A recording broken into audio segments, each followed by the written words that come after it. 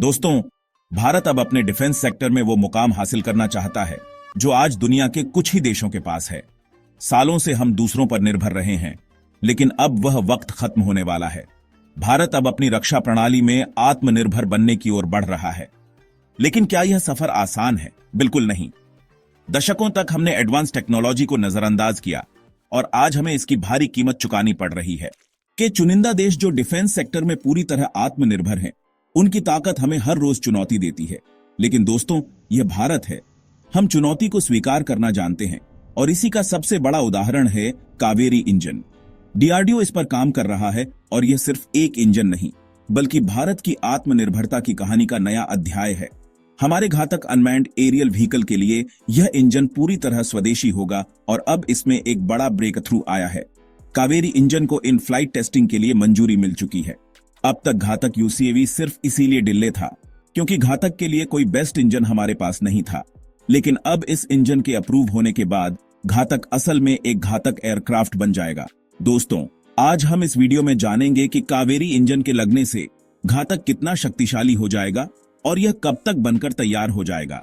लेकिन वीडियो में आगे जाने से पहले, अगर आप भी चाहते हैं कि घातक यूसीएवी जल्द से जल्द भारतीय सेना में शामिल हो, तो वीडियो को लाइक करके कमेंट बॉक्स में जय हिंद जरूर लिखें।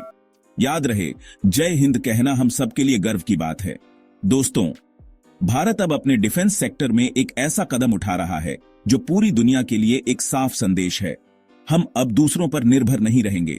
यह लड़ाई है आत्मनिर्भरता की और इसका सबसे बड़ा उदाहरण है कावेरी इंजन, जो न केवल भारत की ताकत को नई ऊंचाई पर ले जाएगा, बल्कि दुश्मनों के दिलों में खौफ पैदा करेगा। सबसे पहले समझते हैं कि हुआ क्या है। भारत ने अपने डिफेंस टेक्नोलॉजी प्रोग्राम में एक बड़ा ब्रेक थ्रू किया है। यह ब्रेक थ्रू है कावेरी इंजन, जिसे डीआरडीओ के तहत गैस टर्बाइन रिसर्च एस्टेब्लिशमेंट यानी जीटीआरआई द्वारा विकसित किया गया है। यह इंजन अब अपनी सबसे बड़ी परीक्षा के लिए तैयार है। इन फ्लाइट टेस्टिंग का मतलब है कि इसे अब एक असली एयरक्राफ्ट में फिट करके टेस्ट किया जाएगा, ताकि देखा जा सके कि यह रियल वर्ल्ड कंडीशंस में कितना कारगर है। इस ऐतिहासिक परीक्षण के लिए भारत ने इल्यूशन 76 एयरक्राफ्ट का इस्तेमाल करने का फैसला किया है। यह वही एयरक्राफ्ट है जिसे भारत ने रूस से खरीदा था। इसमें 4 इंजन लगे होते हैं, जिनमें से एक इंजन को निकालकर कावेरी इंजन फिट किया जाएगा। यह परीक्षण इस बात को सुनिश्चित करेगा कि अगर कावेरी इंजन फेल भी हो जाए तो बाकी 3 इंजन विमान को संभाल लेंगे। यह परीक्षण रूस में किया जाएगा, जहां कावेरी इंजन की परफॉर्मेंस, रिलायबिलिटी और एंड्योरेंस को परखा जाएगा। यह सिर्फ एक इंजन का टेस्ट नहीं है, बल्कि भारत की तकनीकी ताकत और आत्मनिर्भरता का सबसे बड़ा इम्तिहान है। दोस्तों, आपको यह समझना होगा कि एडवांस फाइटर जेट इंजन बनाना कोई साधारण काम नहीं है। आज के समय में दुनिया में सिर्फ 5 देश, अमेरिका, रूस, फ्रांस, यूके और चीन, इस तकनीक में महारत रखते हैं। भारत अब इस क्लब में अपनी जगह बनाने की तैयारी कर रहा है। कावेरी इंजन का सफर आसान नहीं था। इसकी शुरुआत 1980 के दशक में हुई थी, लेकिन तकनीकी चुनौतियां और अंतर्राष्ट्रीय प्रतिबंधों ने इसे बार बार रोका।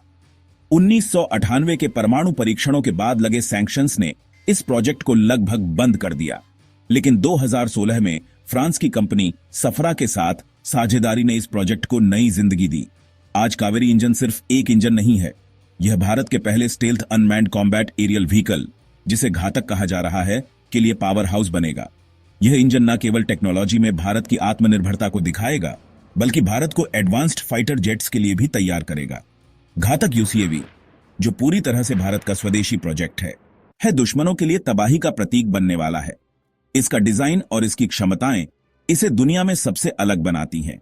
यह सिर्फ एक ड्रोन नहीं, बल्कि एक ऐसा हथियार है जो युद्ध के परिदृश्य को बदलने की क्षमता रखता है। घातक में इस्तेमाल होने वाले सेंसर, हथियार और स्टेल्थ तकनीक इसे दुश्मन के रडार से बचाने में सक्षम बनाते हैं। अब सवाल उठता है कि यह इंजन कितना ताकतवर है।